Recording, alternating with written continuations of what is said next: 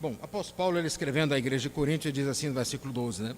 Ora, quando eu cheguei a Troade para pregar o evangelho de Cristo, e uma porta se me abriu no Senhor, não tive, contudo, tranquilidade no meu espírito, porque não encontrei o meu irmão Tito. Por isso, despedindo-me deles, parti para Macedônia. Graças, porém, a Deus, que em Cristo sempre nos conduz em triunfo, e por meio de nós manifesta em todo lugar a fragrância de seu conhecimento. Porque nós somos para com Deus o bom perfume de Cristo, tanto nos que são salvos como nos que se perdem.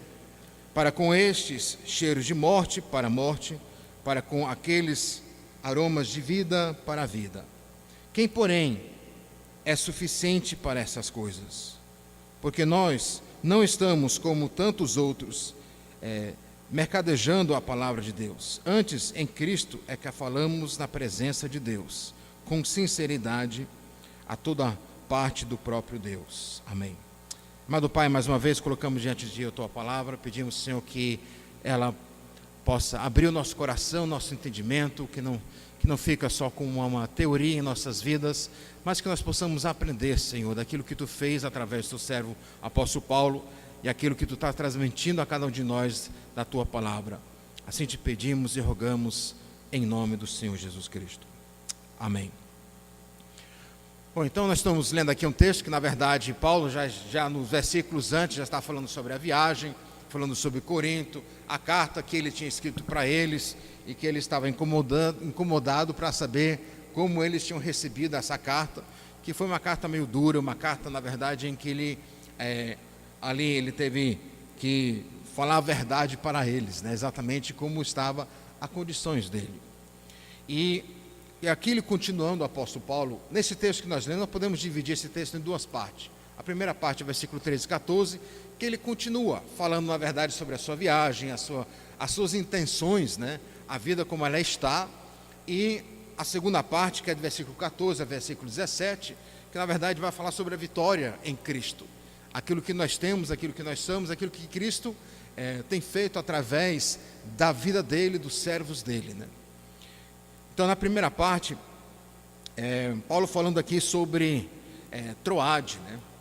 Troade, né? Não é uma cidade muito conhecida por alguns, né? Mas, de repente, outros se lembram dessa cidade Troade, né?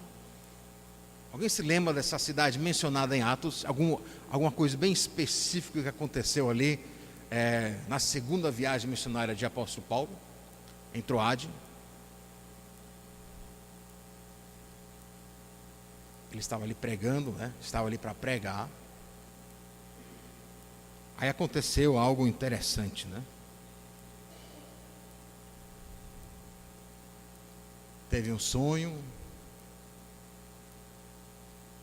Deus incomodou o coração dele. Naquele sonho apareceu uma pessoa dizendo: venha para Macedônia. Então Troade, ela fica hoje no país chamado Turquia, bem central, centro-norte de Turquia. Então, Paulo está falando nessa cidade de Troade, e ele está para ir para Macedônia. Macedônia, que fica a parte do norte da Grécia. Você já deve ter ouvido isso nas quintas que estavam aqui, né?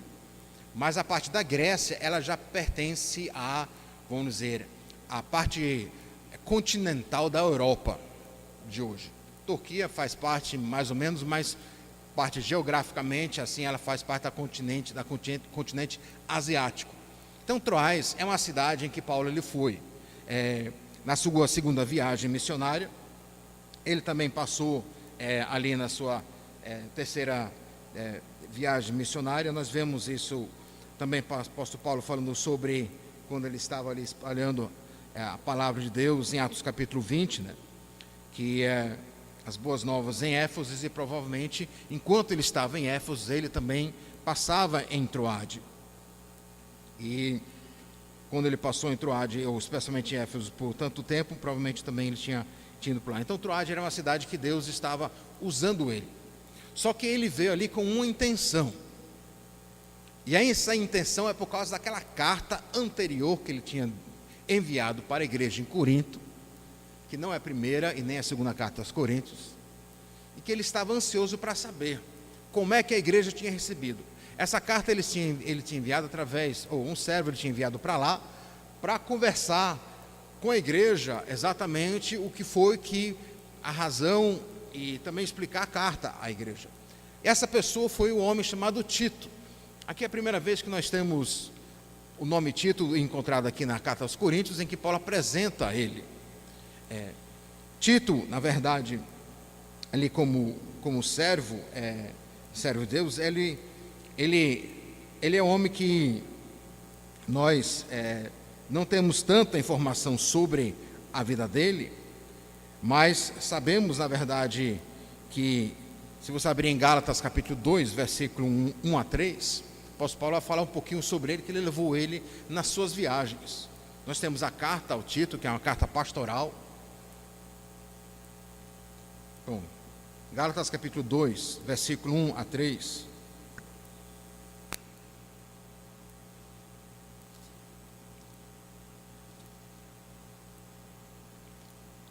Falando sobre as viagens missionárias dele, o apóstolo Paulo aqui.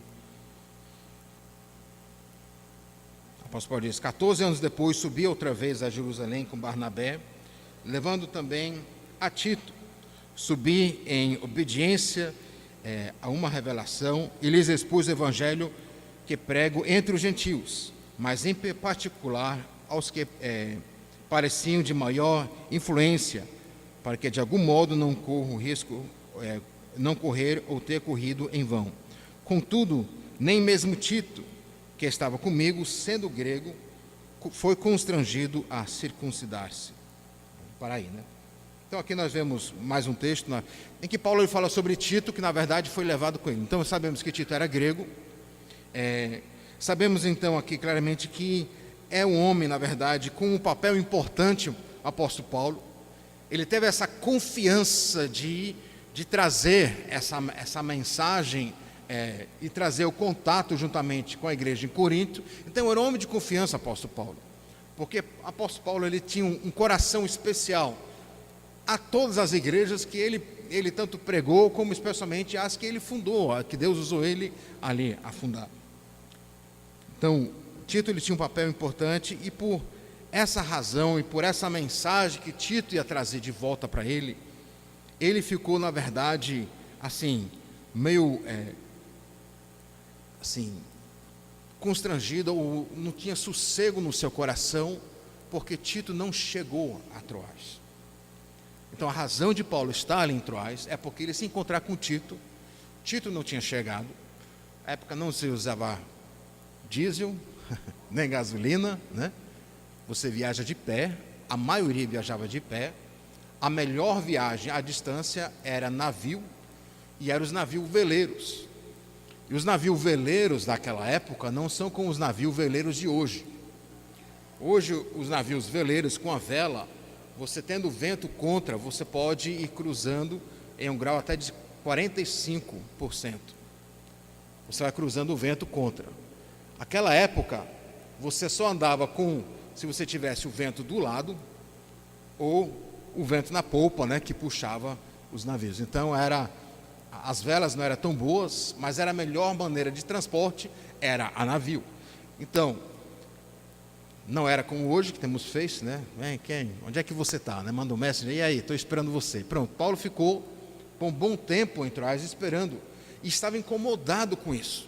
Mas aí, no texto, o apóstolo Paulo traz algo interessante, uma expressão que ele usa outras vezes. No versículo anterior que nós lemos, você viu aí que o apóstolo Paulo, ele diz que deu graças a Deus, versículo 12, ora, quando eu cheguei a Troás para pregar o evangelho de Cristo, e uma porta se me abriu no Senhor. Então ele veio para pregar o evangelho de Cristo. Então ele veio para anunciar as boas novas, ele veio para expor, na verdade, o evangelho. Aí ele mostra também, falando, na verdade, de quem esse evangelho pertence, o evangelho de Cristo e sobre Cristo. Então não era o evangelho de Paulo, não era o evangelho de alguns outros, ou de Pedro, era o evangelho de Cristo. Então ele empenhava-se em pregar Cristo, mostrar quem é Cristo, quem é o Messias, o que ele fez por nós e o que nós temos nele. Então Paulo ele pregava, focava sempre Cristo nas suas mensagens, o Evangelho de Cristo. Só que aí ele usa essa expressão, né? Embora uma porta me fosse aberta no Senhor, diz aqui uma outra tradução, né? Que diz aqui uma porta se me abriu no Senhor. Não quer dizer uma porta literalmente, né? Que ele estava ali e de repente se abriu uma porta, né? Se assustou, né? Mas algo figurativo, mostrando que se abriu a oportunidade. Uma oportunidade aconteceu no ministério do apóstolo Paulo para que ele pudesse trazer a mensagem de uma forma em que estava em um local em que as pessoas aceitavam essa mensagem. O apóstolo Paulo ele usa a expressão outros lugares também no Novo Testamento, como em 1 Coríntios 16, versículo 9, que nós vamos ler daqui a pouco, também Colossenses capítulo 4 e versículo 5. Mas você vê antes que nós lemos esses dois versículos, eu queria só que você prestasse atenção nesse versículo, como Paulo diz, né? Uma porta se me abriu. Então não foi o apóstolo Paulo que abriu a oportunidade, não foi ele que chegou e disse, olha, agora vamos fazer um negócio aqui, vamos agora, as pessoas vão se converter. Foi algo que Deus ele fez, ele mostrando que algo se abriu para ele. Que aqui é o importantíssimo na compreensão da obra em que nós caminhamos, que a obra é do Senhor. E nós caminhamos em caminhos que são abertos pelo Senhor. Nós não fazemos a obra milagrosa da conversão, transformação, nós fazemos unicamente, na verdade, ao pregar. A obra que tem que ser feita no coração tem que ser o Senhor. Então, algo foi se aberto ali naquele lugar. Como eu disse, mostrando então claramente que Deus é o agente, né, que, vamos dizer assim, que destranca essa porta. É Ele em ação nisso aí. Há vários anos atrás, acho que meu pai já contou aqui, mas na Grenlândia, que Grenlândia quer dizer um país verde, não tem nada a ver, porque é só geleira, né? 90% do país está embaixo de uma geleira, né? Em certas áreas 2 quilômetros de profundidade só de gelo. Na Grenlândia, no hemisfério norte, havia um missionário que eu também conheci há vários anos atrás, que passou mais de 7, 8 anos, não tem cidades em Grenlândia, né? Eles são povoados, né? E ali se come foca, se come baleia, se come... gosta muito da gordura da foca, né? E a gente fica meio assim, né? Mas são um povo meio parecido com esquimós. Então eles vivem ali no gelo. E ele pregava o evangelho, e essas pessoas, ele não havia nenhuma conversão. Em 7 anos, ele pregando o evangelho, não pôde orar, ou vamos dizer, não podia receber ninguém que tinha recebido a Cristo Jesus. Eu encontrei ele alguns anos mais tarde, lá na Noruega. Ele estava frustrado porque ele estava dizendo, eu acho que eu perdi, na verdade, 7 anos da minha vida na Grenlândia, porque eu não vi um resultado da mensagem, da palavra, daquilo que eu fiz. E ele chorava porque quando ele estava junto com os outros missionários, como eu aqui do Brasil, meu pai do Brasil, tinha missionários da Índia que estavam ali presentes, vários missionários da África, outros missionários da Ásia, como da China, do Japão, do Sri Lanka, da França, da Espanha. Então, se unia ali mais de 50 missionários da convenção, e ele chegava ao missionário e disse, não, ainda não tenho nenhuma notícia. Eu vou de casa em casa, povoado a povoado, prego o evangelho, mas até hoje ninguém quis receber esse evangelho. Aí ele chorava, e a gente chorava com ele, né? Sabendo unicamente que é Deus que faz o milagre. E aí se passou uns 5, 6 anos, né, ele estando na Noruega, já aposentado, e aí de repente surgiu vamos dizer, uma notícia que a gente não sabia se era verdadeira, né? Que havia um avivamento em Grenlândia, que as pessoas estavam se convertendo em massa. Para dizer massa é mais ou menos, né, porque a quantidade de gente não é tanto, né? Mas, assim, era uma quantidade em que havia povoados de 300 pessoas e 250 pessoas buscando a Cristo. E aí, vamos dizer, esse avivamento que houve foi interessante porque não havia obreiros lá, naqueles povoados, não havia missionário lá, não havia igreja naqueles povoados. Aqueles povoados foi visitado por aquele missionário há anos e anos atrás, pregando o evangelho de casa em casa. E de repente, em um momento, é como se Deus abrisse uma porta, que ali de repente houve um avivamento que durou mais de 5 anos em Groenlândia, que eu me lembro que eles estavam clamando por missionários, pastores, obreiros que pudessem ir lá e instruir na palavra. E foram obreiros para lá, para instruir, e chegaram em povoados em que as pessoas só tinham uma Bíblia, porque não conseguiam a Bíblia. Mas isso mostra a questão do que Paulo está dizendo sobre abriu-se uma porta, abriu-se uma oportunidade, algo que é algo milagroso que Deus ele faz. Isso é uma visão que claramente que Paulo ele tem na questão do ministério da vida dele, que não é ele que abre, não é ele que faz, é o Senhor que faz. Colossenses capítulo 4, versículo 5.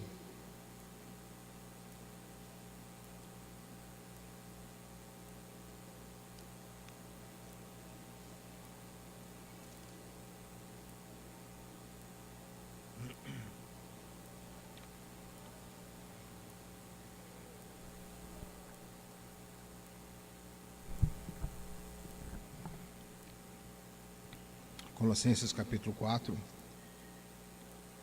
eu vou ver do versículo 2 em seguida, que diz assim: perseverai na oração, vigiando com ações de graça, suplicai ao mesmo tempo também por nós, para que Deus nos abra porta à palavra, a fim de que falarmos do ministério de Cristo, pelo qual também eu estou algemado. Portai-vos com sabedoria, para com os que são de fora, aproveitais as oportunidades. Ele pediu então que se abra a porta para a palavra, pedindo um milagre, que Deus venha abrir a porta para a palavra. Porque Deus ele tem que abrir essa porta. Deus ele tem que abrir a porta do coração do ouvinte da palavra. E ele faz isso através da palavra e ação do Espírito Santo.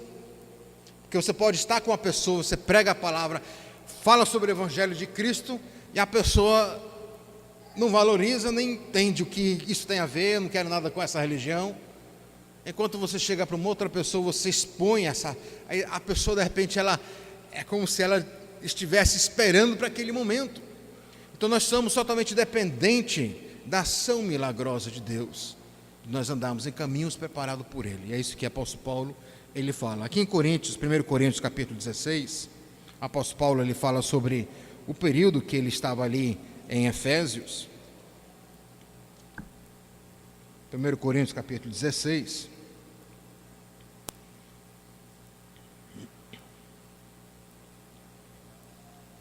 Aí eu vou ler do versículo 5 ao versículo 9, né? Sei que vocês já tiveram esse estudo, né? Aqui de 1 Coríntios capítulo 16, né? Para aqueles que estiveram aqui nas quintas, né? Paulo diz assim: irei ter convosco por ocasião da minha passagem pela Macedônia, porque devo percorrer a Macedônia. Bem pode ser que convosco me demore o mesmo passo do inverno, para que me encaminheis nas viagens que eu tenho a fazer. Porque não quero agora ver-vos apenas de passagem, pois espero permanecer convosco algum tempo, se o Senhor o permitir. Ficarei, porém, em Efésio até ao Pentecoste, porque uma porta grande e oportuna para o trabalho se me abriu e há muitos adversários. Paulo fala novamente. Ele passou vários anos em Efésio. Deus abriu as portas para ele. Então ele entrou em um local que já estava preparado pelo Senhor. E era claramente, ele não só pregou ali em Efésio, plantou a igreja em Efésio, também como várias outras cidades, como de Colossos, Laodiceia, aquelas 7 igrejas da Ásia que nós encontramos em Apocalipse. Então nós podemos ver aqui que ele usa a expressão foi aberta no Senhor. O evangelismo bem-sucedido, ela tem que ser no Senhor. É quando o Senhor abençoa, é quando o Senhor ele abre as portas. Porque o pregador ele prega, os ouvintes ouvem, mas é o Espírito Santo que convence. É o Espírito Santo, na verdade, que abre esse conhecimento milagroso para que a pessoa venha a receber essa mensagem. E é isso que Paulo está falando. Então a porta maravilhosa foi aberta, apóstolo Paulo em Troás, e ele está ali sendo usado por Deus, e ele também reconhecendo que Deus que abriu essa porta para ele. Mas aí ele faz algo estranho, né? Como ele diz aqui no versículo 13 do texto que nós estamos lendo, mas diz: não tive contudo tranquilidade no meu espírito, porque não encontrei o meu irmão Tito. Não encontrei o meu irmão Tito. O que o apóstolo Paulo ali também mostra aqui claramente também, né? A questão humana dele, né? Que seja como a bênção que ele está naquele momento, seja as portas que Deus abriu, não é o suficiente quando o obreiro não está bem. Quando o obreiro não está bem, a vida do obreiro, a vida do crente, ela vem de dentro para fora, né? A nossa vida deve ser um resultado da vida de Cristo em nossas vidas. Apóstolo Paulo, ele não estava bem. Ele não estava com sossego no seu coração, porque ele estava preocupado com a igreja em Corinto. Então ele estava ali em Troás, pregando o evangelho, pessoas se convertendo, mas a mente e o coração não estavam ali, porque ele estava pensando em Tito, estava pensando a igreja em Corinto. Aí talvez alguém vai dizer: não, mas, poxa, então Paulo ele errou, né? Deus abriu uma porta, ele nem utilizou. Não. Ali, para mim, essa é uma parte muito interessante, mostrando, na verdade, como Paulo ele mostra a fragilidade também dele como servo e a honestidade que ele tem consigo mesmo dentro da obra do Senhor. Porque Paulo também não era super-homem. Paulo também não era invencível. Paulo também carregava consigo as suas preocupações. E aí, como se diz aqui o texto, ele foi então se despedindo ali da igreja, e foi viajar então para Macedônia. Já estava chegando o inverno, e no inverno os navios, não se usam os navios naquela embarcação por causa das tempestades. Então a viagem era muito mais longa, de muito mais meses. Então ele queria aproveitar o momento. E que nós podemos, na verdade, aprender dentro dessa parte, a primeira parte aqui da vida de Paulo, juntamente com Tito, na questão da intranquilidade que Paulo sentia no coração, é que nós podemos aprender que Deus, ele já sabe dessas coisas, mas Ele quer que nós tenhamos uma vida totalmente entregue a Ele, e que nós confiamos que o Senhor está conosco, e que também possamos compreender que a obra não é nossa, é do Senhor, é que Deus Ele que faz. E por isso que no versículos em seguida, ele já encerra em parte, vamos dizer, o começo dessa carta, em que ele está falando aqui sobre as viagens, as intenções, a situação dele. E aí, a partir do versículo 14 até o capítulo 7 e versículo 4, o apóstolo Paulo vai falar agora sobre, na verdade, a vida, a graça, vai falar sobre Cristo. E só a partir do versículo 4 do capítulo 7 é que ele vai novamente continuar falando sobre como é que ficou essa viagem dele a Macedônia, se ele encontrou ou não Titos. Só para fazer um parênteses aqui, né? Esse texto que nós lemos aqui é um texto que, quando a gente lê a Bíblia, na nossa devocional, a gente lê e passa rapidinho, né? Porque não tem informação para mim, né?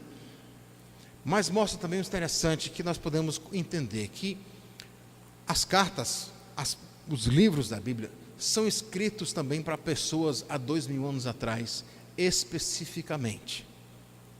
E ao mesmo tempo, Deus ele usa a mensagem há 2000 anos para uma mensagem para nós hoje. Então mostra como é importante também tentarmos entender a razão de tudo isso. Sei que isso é mais difícil, mas mostra aqui que como a palavra de Deus ela é maravilhosa, que ela não fica presa a somente ao passado ou somente ao futuro, mas ela está incorporada no presente, no futuro e no passado. E aí Paulo, ele, aqui nesses versículos que nós lemos no começo e aqui na carta, na primeiro e o segundo capítulo, nós podemos até pensar que o apóstolo Paulo, ele talvez está falando sobre um ministério que está se acabando, né, as dificuldades, mas em vez disso ele dá uma introdução falando sobre, ele começa já louvando a Deus. Aí você vê versículo 14 que diz: graças, porém, a Deus, que em Cristo sempre nos conduz em triunfo. Aí que é interessante, se você leu o capítulo anterior e esse capítulo 2, você vê que Paulo vai falar sobre ansiedade, vai falar sobre problemas, vai falar sobre perseguição, ele vai falar sobre as dificuldades, ele vai falar sobre sofrimento, ele vai falar sobre uma vida ministerial difícil. Mas aí o contraste nisso aí é que é tão maravilhoso, é que aí dentro disso é que ele dá graça a Deus, que o Senhor nos dá um triunfo. É como se você quer ver um diamante, quando um vendedor de diamante ou de pedra preciosa vai mostrar uma pedra preciosa para você, ele tem que usar um fundo preto, porque o fundo preto, ele destaca a joia. Se ele for lá no sol, lá fora, olha aqui como é que é brilhoso, né? Você vê o sol, vê a luz, né? Mas não vê a perfeição daquela pedra. Mas quem trabalha com joias, ele pega um pano preto ou pano escuro e coloca a joia, e ela apresenta. Então, quando Paulo ele apresenta a graças a Deus, quando Paulo ele começa a louvar a Deus, o pano de fundo é o sofrimento, é as dificuldades, mostrando a joia da graça de Deus, mostrando quão preciosa é uma vida com Deus.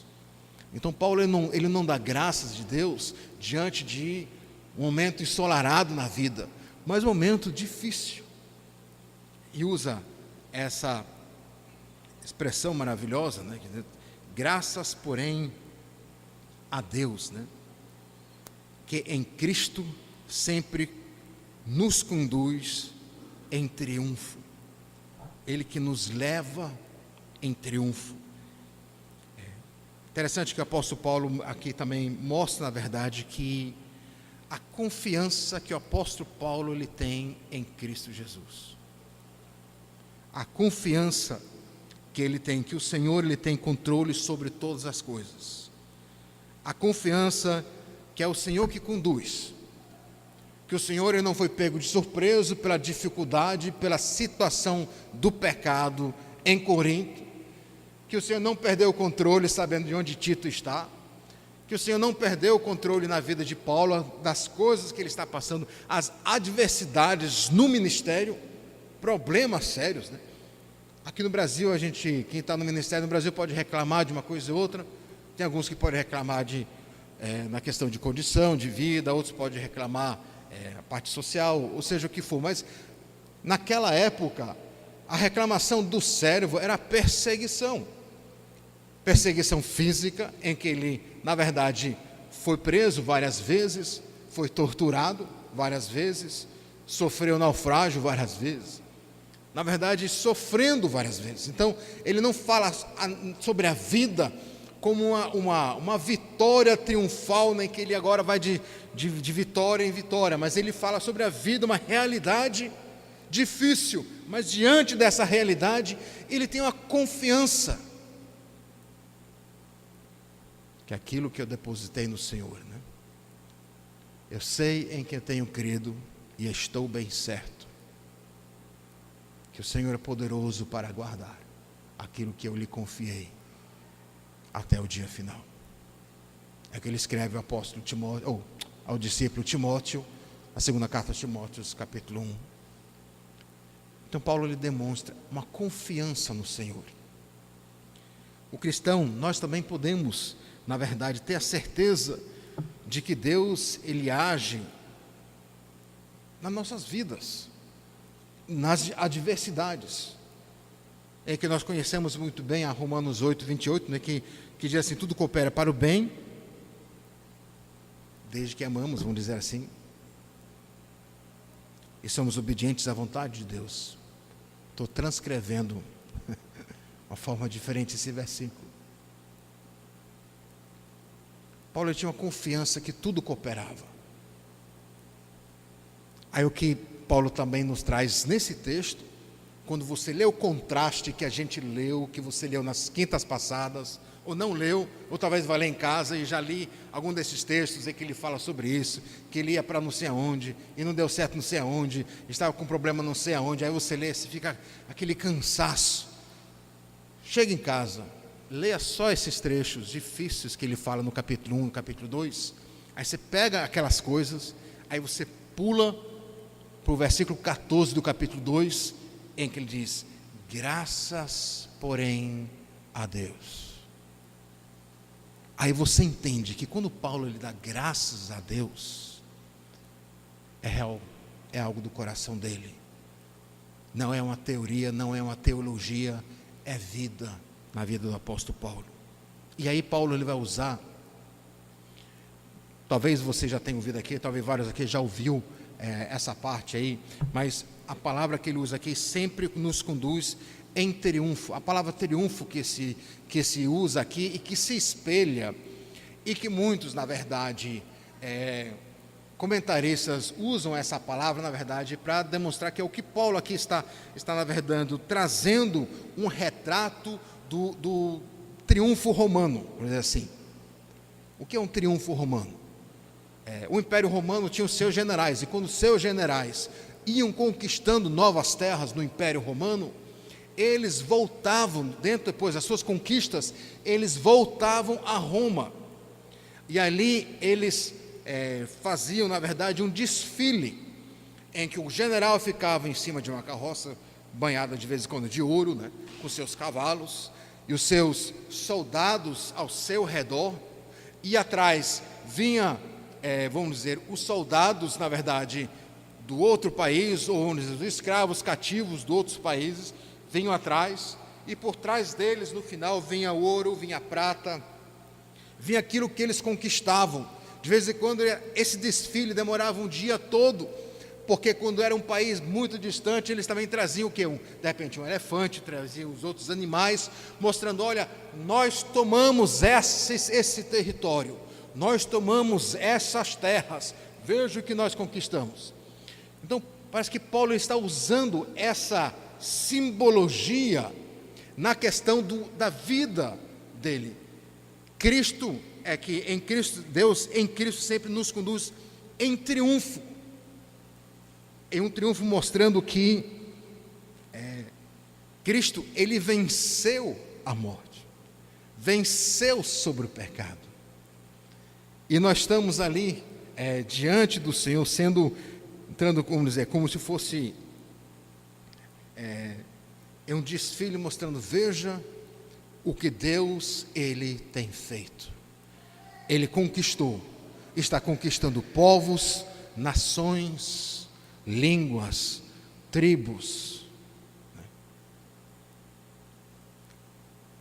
O apóstolo Paulo diz assim, também sobre, dentro dessa parte, ele fala também que, em Colossenses capítulo 2, versículo 15, que eu sei também é um versículo bem conhecido, mas que mostra que vamos dizer, os espólios, aquilo que Cristo ele conquistou, né? Ali na cruz. Capítulo 2, versículo 15. Eu vou ler alguns versículos, talvez. Versículo 13, 14 e 15. Alguém tem uma voz boa aí para poder ler, de voz alta? Aí fica à vontade, certo? Leia aí, por favor.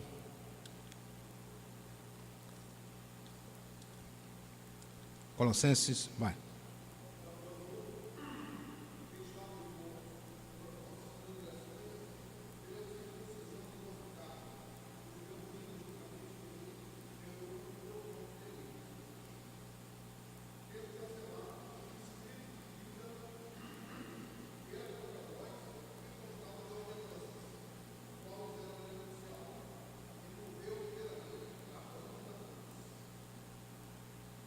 Versículo 15.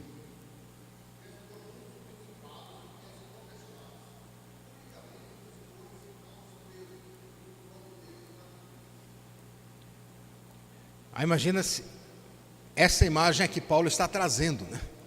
O triunfo de Cristo. Triunfo de Cristo. Que estamos ali caminhando com Ele, em que Ele conquistou povos e nações. Está demonstrando esse triunfo. Então, quando Paulo então fala sobre a questão triunfo, ele, claro, como eu disse, não é uma, vamos dizer, uma abordagem triunfalista no ministério cristão, que vai ser só vitória por vitória, porque eu sei que tem gente que prega isso, né? O crente só tem vitória, né? Quem tem vitória é Cristo, né? Nós somos soldados, nós somos escravos de Cristo, nós somos cooperadores, mas a vitória é dele. E nessa vitória há uma batalha, mas a conquista é dele.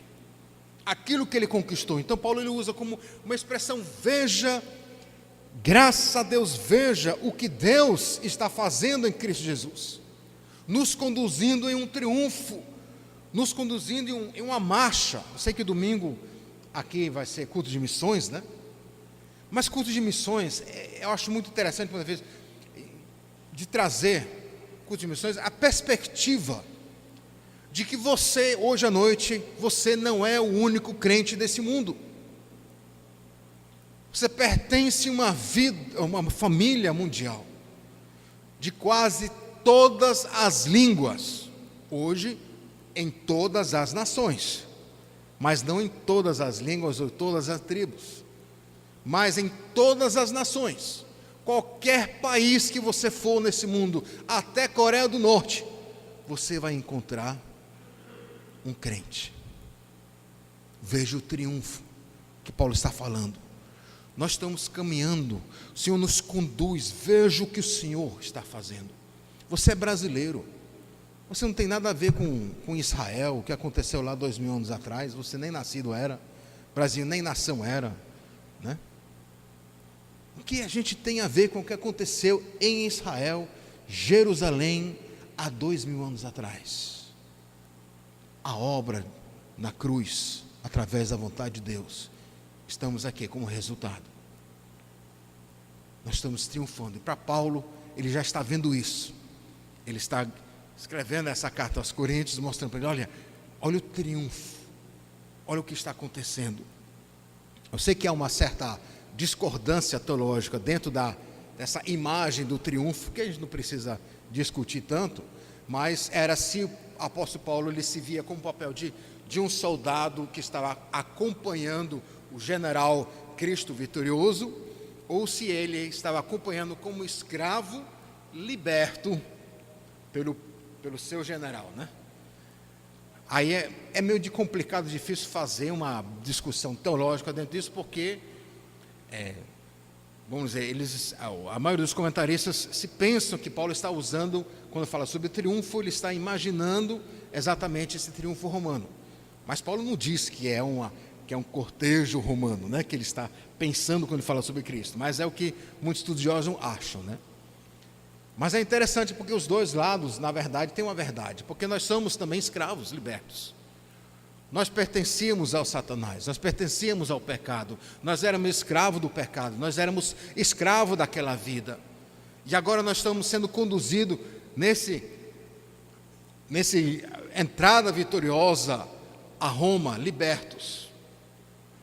Só que aí, Paulo falando sobre vamos dizer, esse desfile, ele também usa uma outra expressão, e ele vai falar sobre perfume, vai falar sobre fragrância, vai falar sobre aroma, né? O cheiro, né? O que isso tem a ver? Porque junto nesse desfile triunfal, havia os sacerdotes romanos, né? Que faziam isso para os seus deuses de Zeus, né? Que eles ficavam com o incenso, né? Com aquela fumaça, e aquela fumaça como uma adoração aos seus deuses, diante do triunfo que os seus deuses tinham dado. Aí Paulo ele vai pegar, vamos dizer isso, essa parte e dizer: olha, nós, né, é o que nós somos, né? Veja aí no versículo em seguida aqui, que o apóstolo Paulo, ele fala: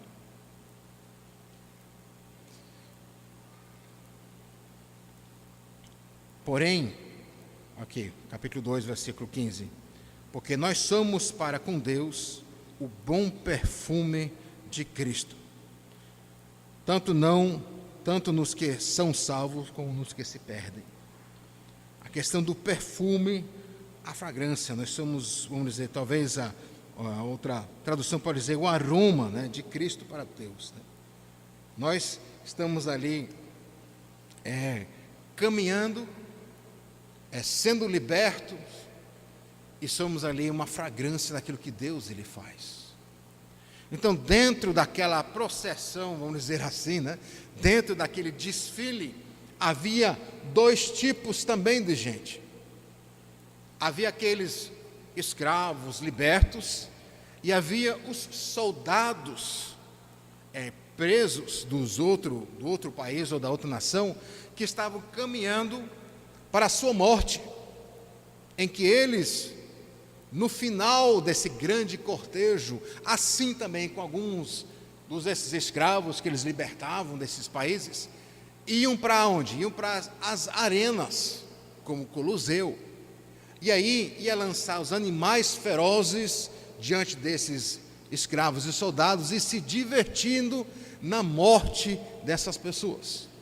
Então, dentro desse desfile, havia essas pessoas que estavam caminhando, sabendo que eles estavam caminhando para a sua morte, outros caminhando, sabendo que estavam caminhando para a sua vida, o novo futuro, uma cidadania romana. E aí que vem essa fragrância, né? Para alguns essa fragrância, essa fumaça, incenso era algo maravilhoso, para outros só trazia a memória da morte que estava se aproximando à vida deles. É isso que o apóstolo Paulo lhe traz, dentro dessa imagem que, graças a Deus, ele nos conduz em um triunfo em Cristo Jesus, e por meio de nós manifesta em todo lugar a fragrância do seu conhecimento, que é a palavra de Deus, né?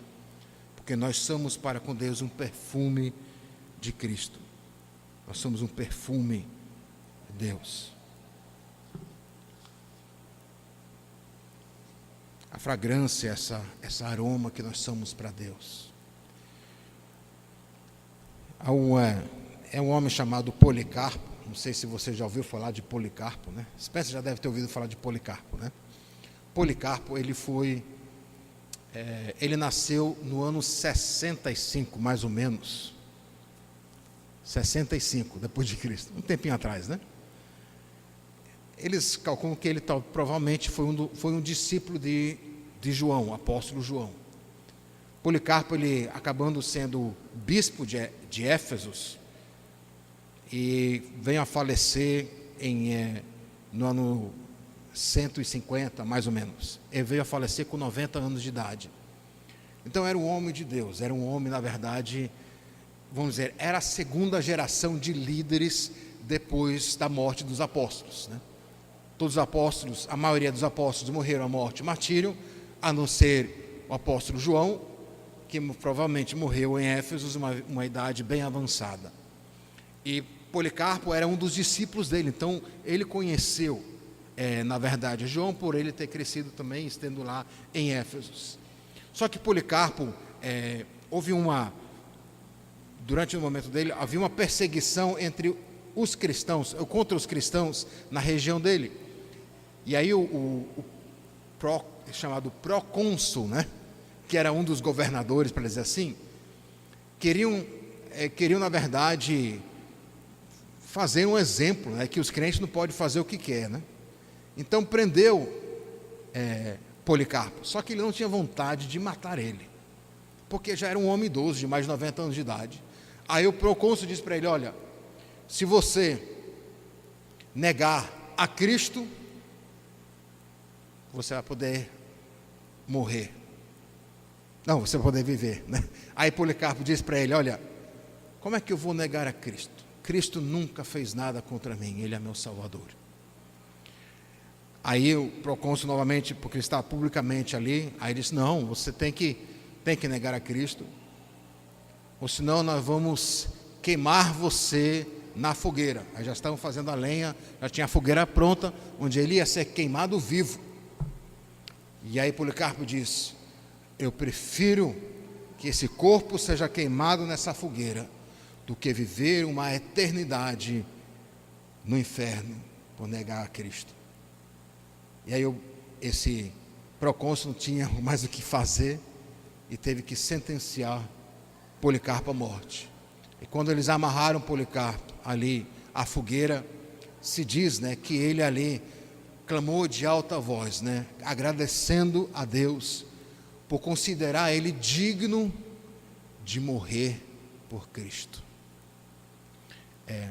Uma pessoa escreveu sobre a morte de Policarpo, quando ele estava ali na fogueira, que quando ele foi queimado, emitiu um odor fragante como se fosse o cheiro de incenso e outras especiarias preciosas. Como se é o incenso, como o cheiro, a vida de Policarpo.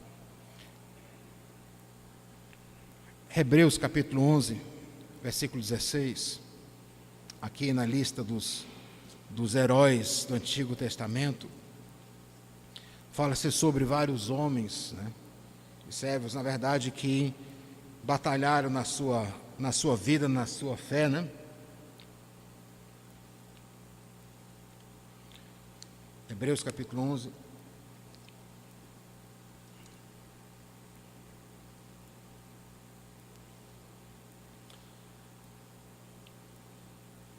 Aí, na verdade, é o versículo 16, mas eu vou ler do versículo 13, ou talvez o versículo antes, só para pegar o texto, né, para vocês, né? Versículo 8 diz assim: pela fé, Abraão, quando chamado, obedeceu a fim de ir para um lugar que deveria receber por herança, e partiu sem saber aonde ia. Versículo 9: pela fé, peregrinou na terra da promessa como uma terra alheia, habitando em tendas com Isaque e Jacó, herdeiros com ele da mesma promessa, porque aguardava a cidade que tem fundamentos, da qual Deus é o arquiteto edificador. Pela fé também a própria Sara recebeu poder para ser mãe. Versículo 12. Por isso também, de um, aliás, já acontecido, saiu de uma posteridade tão numerosa com as estrelas do céu e números como a areia que está na praia do mar. Versículo 13. Todos estes morreram na fé, sem ter obtido as promessas, vendo-as, porém, de longe, e saudando-as e confessando que eram estrangeiros e peregrinos sobre a terra. Porque os que falam desse modo manifestam estar procurando uma pátria. E se na verdade se lembrassem daquele de onde saíram, teriam oportunidade de voltar. Mas agora expiram uma pátria superior, isto é, celestial. Por isso, Deus não se envergonha deles, de ser chamado o seu Deus, porquanto lhes preparou uma cidade. Por isso, Deus não se envergonha deles, de ser chamado o seu Deus. A fragrância da vida deles é uma fragrância que exaltava a Deus. É uma fragrância que exaltava as promessas de Deus, aquilo que Deus, Ele tinha a cada um deles. Mostrando aqui como Paulo ele fala sobre a vida, né, o aroma. Aí a pergunta é: qual é o que cheira da nossa vida, né? Apóstolo Paulo, versículo 16, só para ir mais rápido aqui, ele diz, aqui nesse mesmo, no capítulo que nós estamos lendo aqui de 2 Coríntios, capítulo 2, aí apóstolo Paulo diz: para estes últimos somos um cheiro de morte para a morte, e para os primeiros um aroma de vida para a vida. E quem é competente para essas coisas? Então, novamente, ele fala sobre a vida tem duas saídas. Ele fala o cheiro para aqueles que perderam, que estão indo para a morte, o cheiro que sai, a fragrância que sai da nossa vida como morte. Nesse desfile romano, né? Ou na vida como crente. Você vê, se você quer ver realmente viver como crente, onde você estiver, no seu trabalho, na sua escola, você vai ver que você vai sempre causar um impacto. As pessoas, alguns vão começar a se atrair, porque pela palavra que vai semeando, Deus vai abrindo o coração, enquanto outros não querem nem saber de você, de crente, né? Porque o aroma, o cheiro, né, que você dá, é o cheiro de morte, é um cheiro de cadáver, não de você, mas deles, né? Isso que Paulo diz. A vida, né? E eu estava em Ribeirão domingo, infelizmente não pude estar aqui para comemorar o aniversário de pastor Adriano, né? Mas estava lá em Ribeirão domingo, aí era um culto também de missões, e iríamos para falar um pouquinho sobre Noruega, e eu vou falar bem curto sobre Noruega, do seguinte sentido.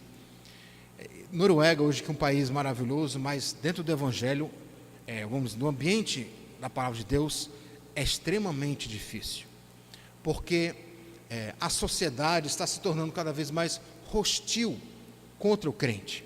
Por quê? Por causa do crente verdadeiro, o crente fundamentalista, bíblico, que eles dizem que são a gente, né? Não aceita o casamento homossexual, o casamento gay. Não aceita que os casais homofóbicos possam adotar crianças. Não aceita essa forma de pensar em sociedade. E aí existe uma igreja evangélica, luterana, cristã, liberal, que fala a verdade, que Deus é amor, Deus ama todo mundo, Deus quer o melhor para você, Deus ele quer a sua felicidade, Deus quer que você se exponha esse seu amor, que não há pecado, porque Deus é amor, não há inferno, porque Deus é amor. Aí você vê, que igreja é essa? Pois é uma igreja falsa, que é o que o apóstolo Paulo vai falar aqui sobre o versículo 17, né, nesse texto nosso. Mas é uma igreja, na verdade, que se diz cristã, e a sociedade que não é crente, que é cego, ela começa a olhar para essa igreja luterana e usa ela como referência, dizendo, olha, está vendo? Dá para ser crente e viver desse jeito, não precisa ser tão carrasco, tão hostil, né? Então a igreja evangélica verdadeira na Noruega, o crente verdadeiro na Noruega, ele dá um mau cheiro lá hoje. Os amigos, os colegas, quando você vai conversar com alguém, você sente lá, as pessoas dizem que é difícil, porque eles querem debater a questão homossexual na hora. Por que vocês não gostam disso? Por que vocês não aceitam? Por que vocês é contra isso? Vocês é sempre desse jeito e é daquele jeito. Então, é um país secular, Noruega, mas isso não é claramente só Noruega, é na Suécia, Dinamarca, Holanda, na Alemanha, nos países da Europa. Eu trouxe esse exemplo só para mostrar o seguinte, que há uma fragrância do crente verdadeiro. Você causa um impacto na vida do não crente. Mas o que é mais importante é a fragrância, né? O aroma que nós damos para os outros crentes, né? Para a igreja, especialmente para Deus. É como um aroma de vida, né? É como a primavera. Quando chega a primavera, aquele cheiro de primavera, né? Não sei se tem muita primavera aqui, né? Mas quem já foi lá no sul, né? Sabe como é que é primavera? De repente vem aquele cheiro forte de verde, né? De grama, de algo maravilhoso. E diante de tudo isso, desse desfile romano que o apóstolo Paulo diz, que Deus nos conduz nisso em Cristo Jesus, que nós somos libertos em Cristo Jesus, que Cristo nos conquistou na cruz, que Cristo nos ganhou na cruz, e nós estamos nesse desfile, Deus demonstrando o que Ele fez, o que Ele está fazendo, e diante de tudo isso, então, Paulo ele faz essa pergunta, encerrando o versículo 16, e quem é competente para essas coisas, né? Ou por dizer, quem sou eu, né? Diante disso. Se alguém que a gente acharia que seria competente, seria o apóstolo Paulo, né? Mas você vê como ele, claramente muito humilde no seu pensamento e na sua vida. Quem é competente? No capítulo 3 aqui de 2 Coríntios, versículo 4 a versículo 6, o apóstolo Paulo vai responder exatamente isso. Quem é competente participar de um negócio desse? Né? Quem é competente para viver essa vida que Deus ele tem? 2 Coríntios capítulo 3, versículo 4 a versículo 6, que diz assim: e é por intermédio de Cristo que temos tal confiança em Deus. Não que por nós mesmos sejamos capazes de pensar alguma coisa, como se partisse de nós. Pelo contrário, a nossa suficiência vem de Deus, o qual nos habilitou para sermos ministros de uma nova aliança, não da letra, mas do Espírito, porque a letra mata, mas o Espírito vivifica. A nossa suficiência vem de Deus. De compreender, né? Para você viver essa vida dando graças a Deus, como Paulo lhe dá, você tem que ver uma vida na dependência do Senhor. Ele tem que ser a suficiência. Você tem que ver que eu não tenho isso em mim mesmo. Eu não tenho a capacidade intelectual, eu não tenho a capacidade mental ou emocional, eu não tenho a capacidade física para fazer as coisas que eu vejo que tem que ser feito. Por isso que Paulo, quem na verdade é competente para essas coisas? Ninguém. Nós não somos competentes, mas quem nos faz competentes é o Senhor. A minha suficiência vem de Deus, disse o apóstolo Paulo. Aí você que está aqui nessa noite, né? Eu sei que é estudo, né? Mas eu fico dando uma de pregação aqui, né? Mas você que está aqui nessa noite assim, como é que você tem vivido, né? Essa fragrância, essa vida? Você tem, não, eu desenrolo, né? Eu consigo, eu faço, já sou crente há muito tempo, sei como é. Ou você sente, como Paulo, e que nós todos deveríamos sentir, uma pergunta: como eu sou capaz?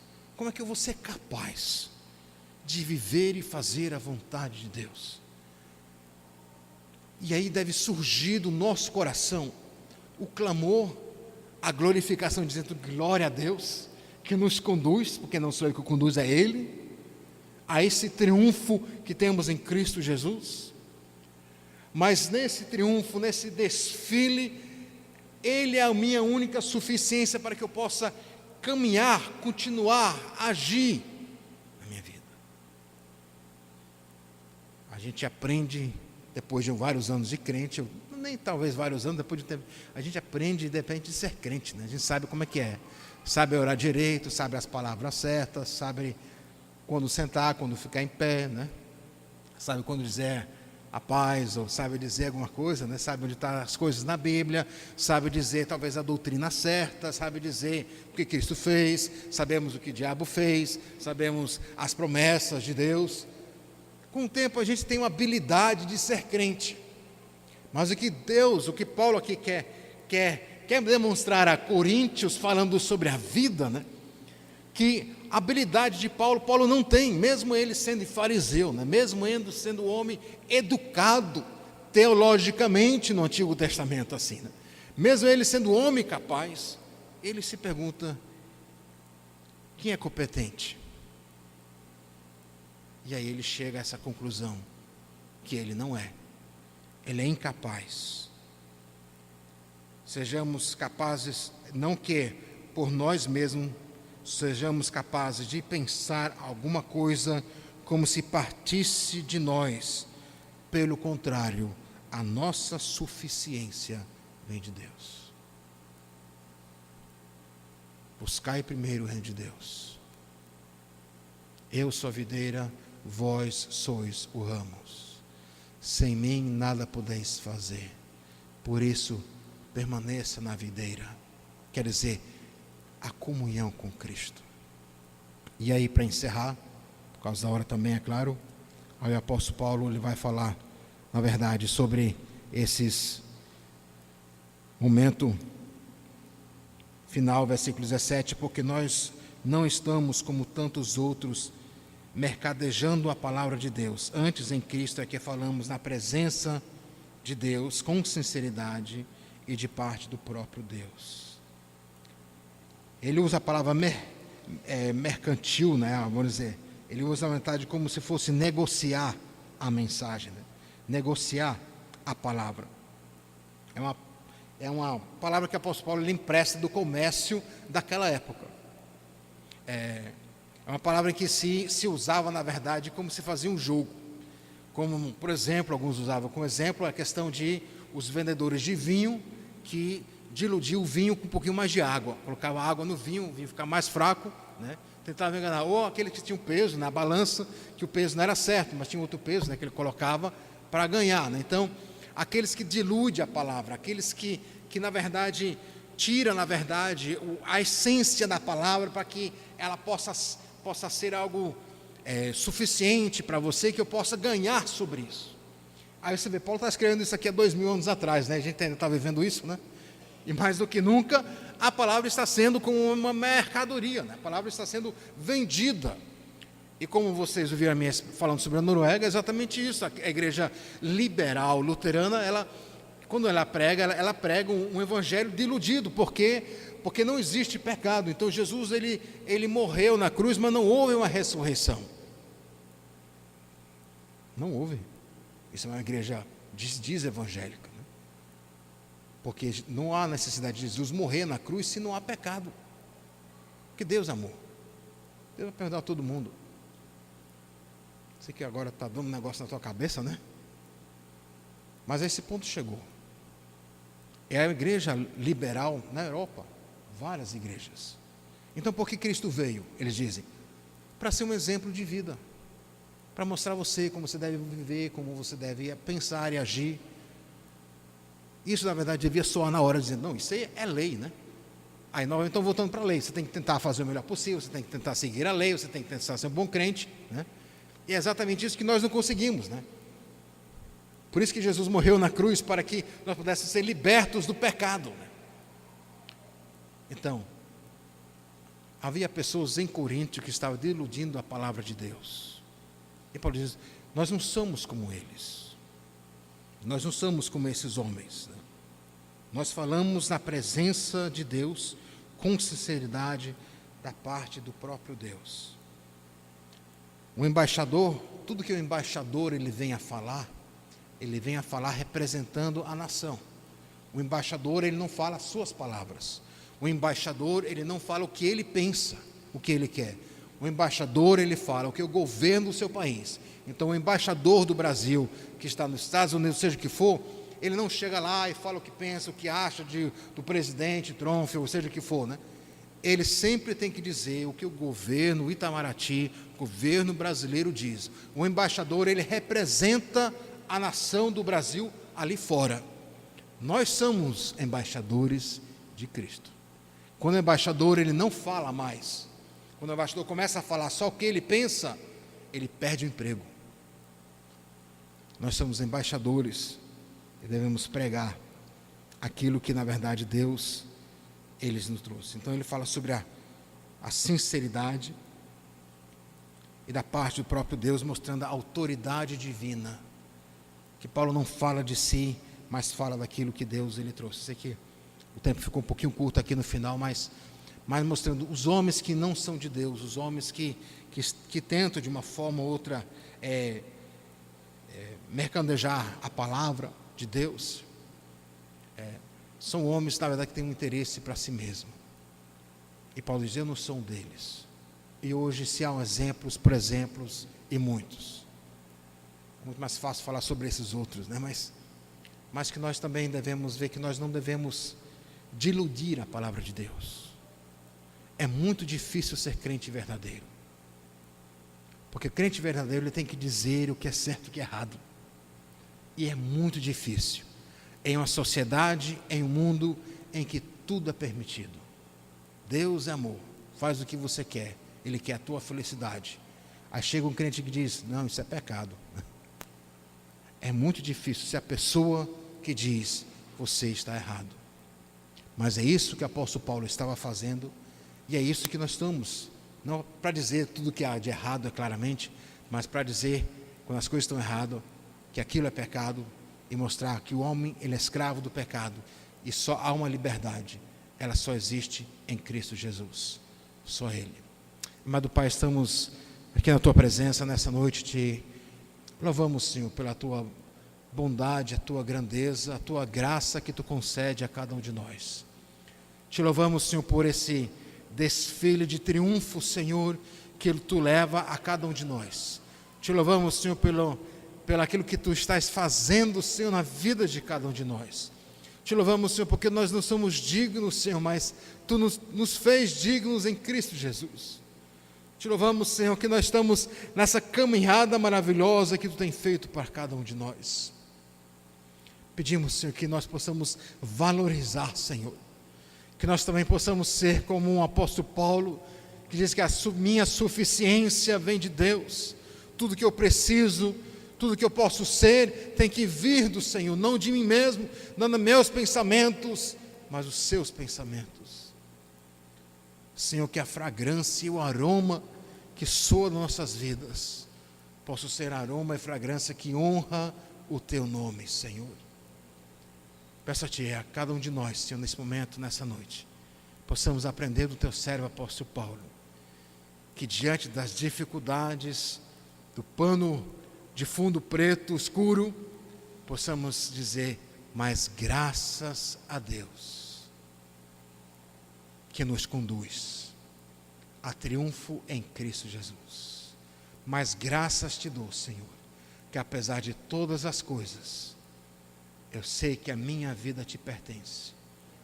Eu sei, Senhor, que Tu tem controle de todas as coisas. Eu sei, Senhor, que tudo, Senhor, tudo está nas Tuas mãos. Por isso, Senhor, colocamos as nossas preocupações, por isso colocamos, Senhor, as nossas ansiedades, a nossa vida no Teu altar nessa noite. Pedimos, Senhor, toma frente, toma vontade em nossas vidas, em nome do Senhor Jesus Cristo. Amém.